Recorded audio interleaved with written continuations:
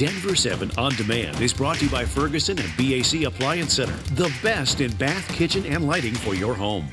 I'm Nicole Brady. And I'm Eric Lufer. Here's the latest from Denver 7. And we have breaking news. Police have arrested the fiance of missing Woodland Park mother Kelsey Frazee. Police have been searching Barrett's property last night and searching Patrick Frazee's property since last weekend. They left Kelsey's home yesterday with bags marked evidence. ABC News is reporting that police say they no longer believe Kelsey is alive. She was last seen on Thanksgiving Day. She and Frazee had a one-year-old daughter together. Denver 7 will continue to follow this as it develops throughout the day. Make sure to download our app and sign up for push alerts to get the latest information in the case. Right now, the time continues to tick toward a partial government shutdown. Just a few remaining hours left for lawmakers to come to an agreement on a spending plan that will keep federal employees paid through Christmas. There's disagreement about the president's demand for $5 billion to fund the border wall. Democrats in the Senate say they are not willing to do that. President Trump is plunging the country into chaos, throwing a temper tantrum, and creating the Trump shutdown of the government. Lawmakers have until midnight Eastern time to reach an agreement. Even though it would only be a partial shutdown, it would still have consequences for the U.S. and Colorado. About 800,000 federal employees would be working without pay or would not be paid starting tomorrow, and over half of them would still have to continue working. That includes workers at Rocky Mountain National Park and DIA. In the event of a shutdown, visitor centers at the park would be closed, as would most bathrooms. Park rangers and TSA agents would be forced to work and likely would not be paid until lawmakers reach a deal. The impending shutdown isn't the only thing shaking up Washington, D.C. this morning. Lawmakers are expressing anxiety and shock after Defense Secretary Jim Mattis's sudden resignation. His decision came shortly after President Trump announced roughly 2,000 U.S. forces would withdraw from Syria.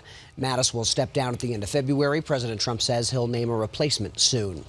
One metro area school is getting an early start to Christmas break. Village East Elementary near Mississippi and Havana in Aurora will close a day early for winter break, so teachers and administrators can give the school a deep clean.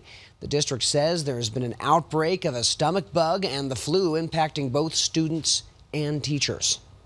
New numbers released on Tuesday from the state show 205 people in Colorado have been hospitalized because of the flu so far this year. That is double from just a week earlier.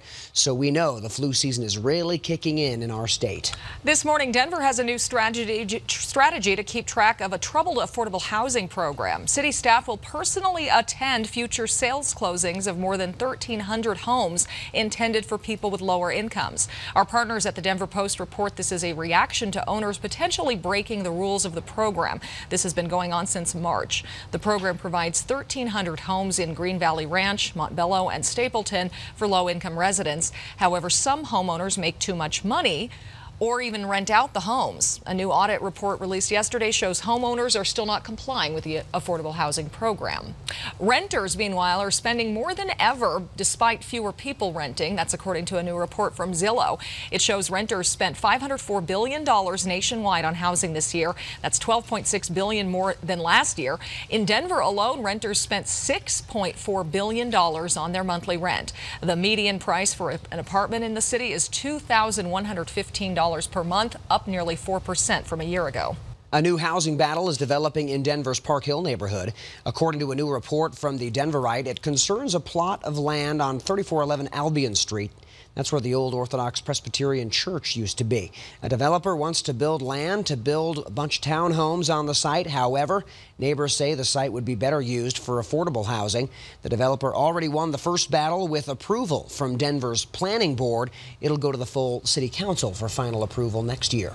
Parishioners at Our Lady of Visitation in Adams County are planning a candlelight vigil Christmas Eve outside their shuttered church. The Archdiocese closed the church in April of 2017. Citing a shortage of priests. Parishioners appealed the closure to the Vatican, which ruled the Archbishop had the authority to merge Our Lady with Holy Trinity Church, but still had to provide at least 2 masses a year. Parishioners want to celebrate one of those masses on Christmas Eve, but the Archdiocese now says there's not enough time for that to happen. So we're planning a candlelight vigil on Monday night, on Christmas Eve. The doors will be locked of the church, most likely, unless there's a change of heart. Our Lady of Visitation dates back to 1949 when Benito Garcia donated the land for the church to the Archdiocese. Well, the Broncos once again won't be in the playoffs, but there's still plenty of drama for the team in the final 2 weeks of the season. The first battle involves the team's ownership. Pat Boland's wife, Annabelle, has now entered the fray. She's challenging a lawsuit filed by Pat Boland's brother, Bill, asking to remove the trust from power. But Annabelle says the trustees have honored her husband's wishes when it comes to running the team. The trustees were appointed when Pat was diagnosed with Alzheimer's disease in 2014. Annabelle announced her own diagnosis back in June. Well, there's plenty of drama left on the field, too. Yeah, even though it appears inevitable that Coach Vance Joseph will be fired at the end of this season, it's less clear which players are on the chopping block. That's on a lot of players' minds as they visit Oakland for Monday night's contest against the Raiders. One of the biggest question marks surrounds quarterback Case Keenum. You're always building. You're always trying to get better. You're always trying to create chemistry with the guys. Appreciating each moment I have with these guys. I've been around long enough to know that teams change every year. The Broncos need to win their final 2 games in order to avoid back-to-back losing seasons for the first time in 46 years. Kickoff against the Raiders is scheduled for 6:15 Monday night.